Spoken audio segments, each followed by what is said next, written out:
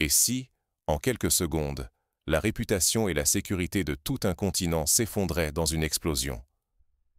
C'est exactement ce qui s'est produit sous Lviv, une nuit que personne n'oubliera de sitôt. Une attaque russe de haute précision a frappé un convoi ferroviaire ultra secret, dissimulé dans les environs de cette ville de l'ouest de l'Ukraine. Quelques secondes ont suffi pour que des missiles allemands, parmi les plus sophistiqués et coûteux du continent, soient pulvérisés, anéantissant des années d'efforts logistiques et des milliards d'euros d'investissement. À Berlin, la stupeur s'est transformée en crise. À Bruxelles, les couloirs bruissaient de réunions d'urgence. Même au sein de l'OTAN, l'incompréhension et la panique dominaient, car jamais une opération aussi discrète n'avait été ciblée avec une telle précision. Ce n'est pas seulement du matériel qui a été détruit, c'est l'image d'une Europe forte, solidaire et stratégiquement sûre qui a volé en éclats, tout cela en l'espace d'un instant.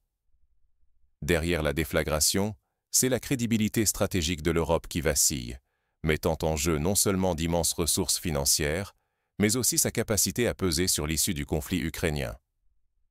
Peut-on réellement continuer à croire à l'invulnérabilité des chaînes d'approvisionnement occidentales quand un seul missile peut tout effacer? Mais que s'est-il réellement passé cette nuit-là? Et pourquoi cet événement est-il déjà considéré comme historique? Pour comprendre l'ampleur de ce choc, il faut revenir sur chaque détail de cette nuit et décrypter ce qui a permis à Moscou de frapper le cœur même de la logistique européenne. Tout semblait calme dans l'ouest ukrainien, jusqu'à ce qu'un éclair transforme la nuit en apocalypse. Dans la région de Lviv, considérée comme l'arrière le plus sûr du pays, rien ne laissait présager la secousse qui allait bouleverser non seulement l'Ukraine, mais toute l'Europe. En quelques secondes, une explosion d'une puissance inédite a illuminé la campagne, ébranlant les vitres à des dizaines de kilomètres à la ronde. Pour les habitants, cette nuit-là a basculé dans une autre dimension, celle où même le sanctuaire supposé de l'Ouest n'est plus à l'abri. La cible n'était pas un dépôt de carburant ordinaire, ni une simple infrastructure logistique. Il s'agissait d'un convoi ferroviaire ultra secret, camouflé sous des documents d'aide humanitaire.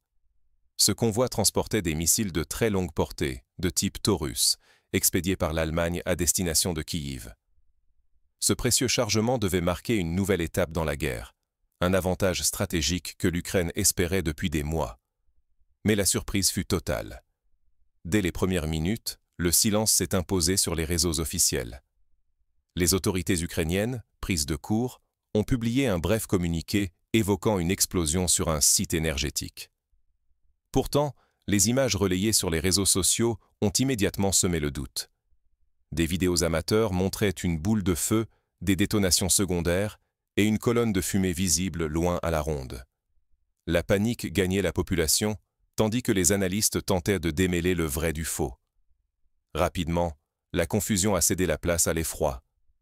Les images satellites du site, dévoilées par les médias internationaux, ont révélé l'ampleur de la catastrophe. Des wagons éventrés, des rails tordus, une cicatrice béante dans le sol. Officiellement, le bilan restait flou, mais les experts confirmaient que le convoi détruit contenait des armements stratégiques, une perte évaluée à plusieurs milliards d'euros pour les alliés de Kiev. Dans les coulisses, la panique s'est propagée bien au-delà de l'Ukraine. À Berlin, à Bruxelles, à Varsovie, la nouvelle a frappé comme un électrochoc. Comment un convoi aussi crucial, protégé par tous les systèmes de sécurité occidentaux, a-t-il pu être localisé et annihilé aussi précisément? Les premières spéculations sur une fuite interne ont vite laissé place à des hypothèses plus troublantes. Un échec systémique des chaînes logistiques et du renseignement, exposé au grand jour.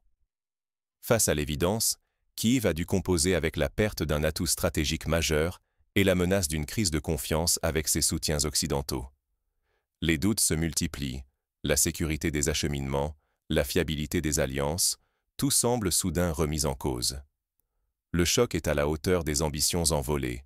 Il ne s'agit plus seulement de remplacer des armes, mais de rétablir la crédibilité même du dispositif de soutien international. Mais au-delà de la destruction matérielle, une question obsède désormais les états-majors. Comment Moscou a-t-elle pu anticiper, localiser et frapper avec une telle précision ce convoi secret? La réponse va révéler un bouleversement technologique qui dépasse de loin la seule frontière ukrainienne. Et si, cette nuit-là, la vraie arme secrète n'avait pas été un missile, mais l'algorithme qui l'a guidé vers sa cible. Selon de nombreux analystes, la Russie aurait utilisé l'intelligence artificielle pour localiser et frapper le convoi ultra protégé, masqué derrière des couches de fausses informations et de signaux brouillés. Ce n'est plus une simple question de missiles lancés dans le noir. C'est le résultat d'une collecte massive de données, croisées entre images satellites, réseaux logistiques, communications radio interceptées et analysées en temps réel par des systèmes d'IA. Dans ce nouveau théâtre de la guerre, les espions en imperméable ont été remplacés par des algorithmes capables de recomposer, seconde après seconde, la mosaïque du champ de bataille. Le moindre déplacement, la plus petite anomalie logistique, un simple changement de fréquence radio, tout devient indice, tout est traité à la vitesse de la lumière. Pendant des semaines, l'Ouest pensait avoir caché le convoi. En réalité, il était déjà mis à nu par une surveillance algorithmique sans précédent. Mais ce succès russe ne s'explique pas uniquement par la supériorité technologique.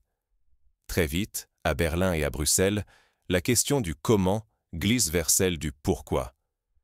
L'effraction numérique a-t-elle été facilitée par une cyberattaque ciblée contre les systèmes de l'OTAN? Y a-t-il eu des complicités, des fuites internes ou un espionnage d'une ampleur insoupçonnée?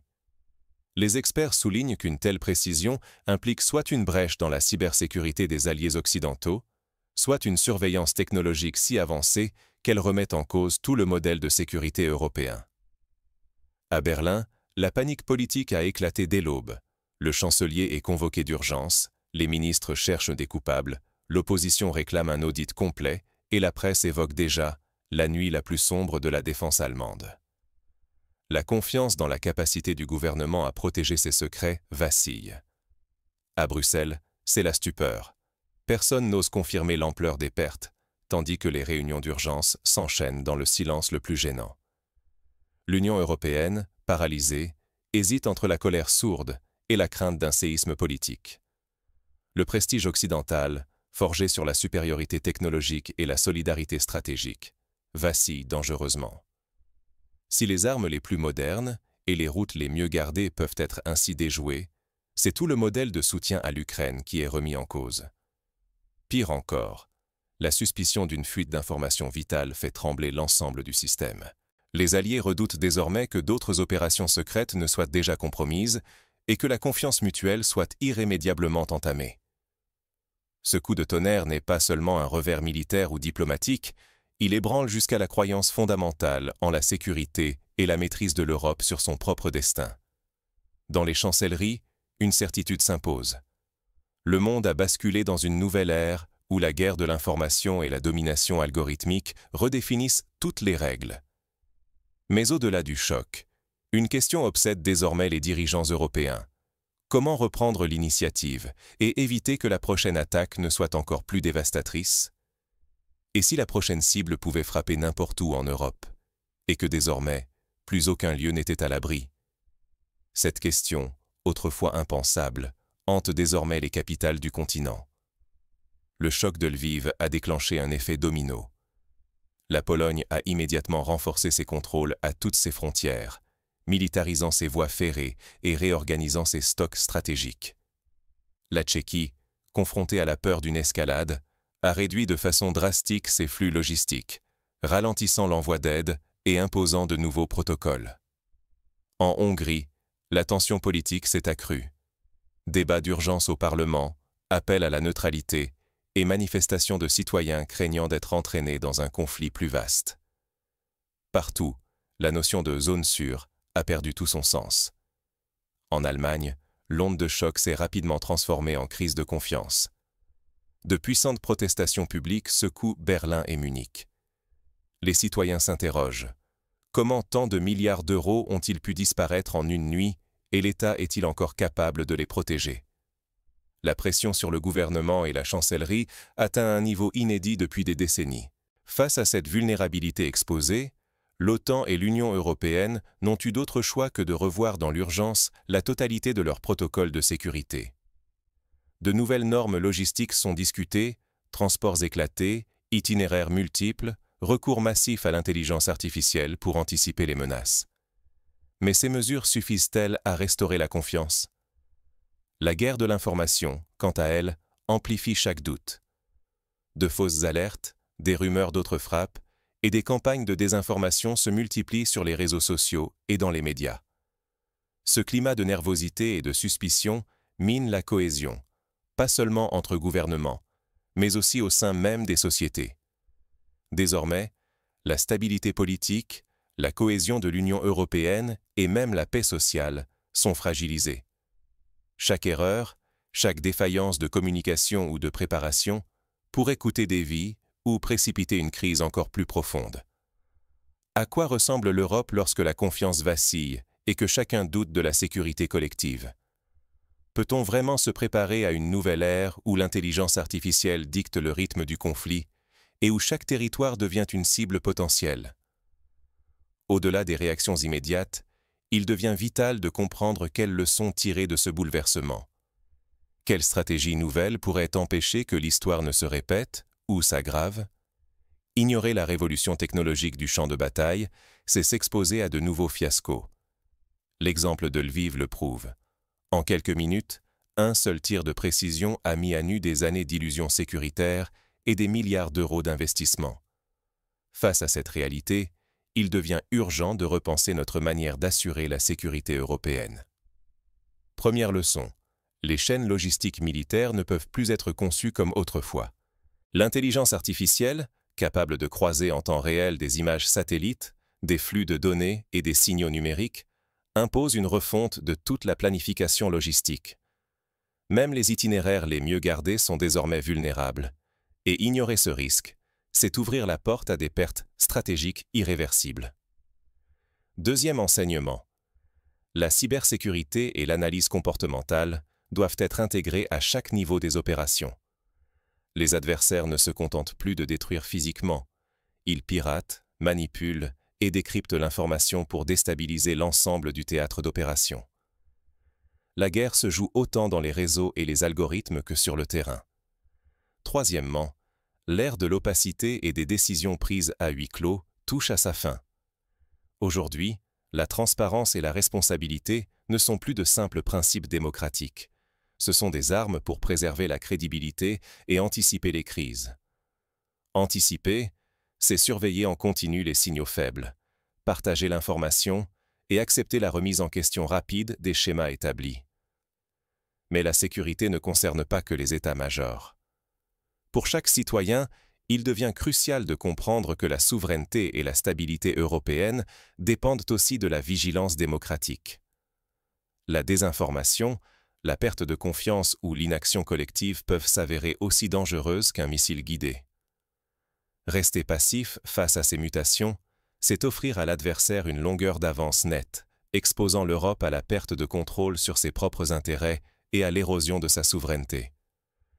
Mais alors, à l'heure où la vulnérabilité ne fait plus aucun doute, quelles pistes concrètes s'ouvrent pour renforcer nos défenses? Et surtout, qui portera la responsabilité des choix à venir? Le choc de Lviv n'est pas une fin, mais un avertissement. L'Europe est à la croisée des chemins. Cet événement n'a pas seulement détruit des milliards d'euros d'équipement, il a fissuré la confiance dans la capacité de l'Occident à protéger ses propres intérêts. Un unique coup a suffi à exposer les failles d'un système que l'on croyait infaillible. Derrière la fumée, l'enjeu n'est plus seulement militaire. L'intelligence artificielle, les algorithmes et la guerre de l'information sont désormais en première ligne. La sécurité de l'Europe ne se joue plus uniquement sur le terrain, mais aussi dans l'ombre des réseaux numériques et des stratégies politiques discrètes. Ce retournement force chacun d'entre nous à sortir de la passivité. Les choix technologiques et politiques faits en coulisses auront un impact direct sur notre sécurité, notre économie et notre souveraineté. Si nous nous contentons de regarder sans réagir, nous risquons de subir, demain, les conséquences de décisions prises sans notre consentement. Il ne s'agit pas de céder à la panique, ni de tomber dans des slogans faciles. Mais il devient urgent de s'informer, d'exiger de la transparence et de participer au débat public. L'avenir de l'Europe dépend de la vigilance de ses citoyens. Refuser d'en parler, c'est laisser à d'autres le pouvoir de décider dans l'ombre. Le choc de Lviv nous rappelle à quel point le fragile équilibre peut basculer. Rester acteur du présent, c'est refuser l'aveuglement et le fatalisme. L'histoire n'est pas écrite d'avance. Elle commence avec nos choix, ici et maintenant.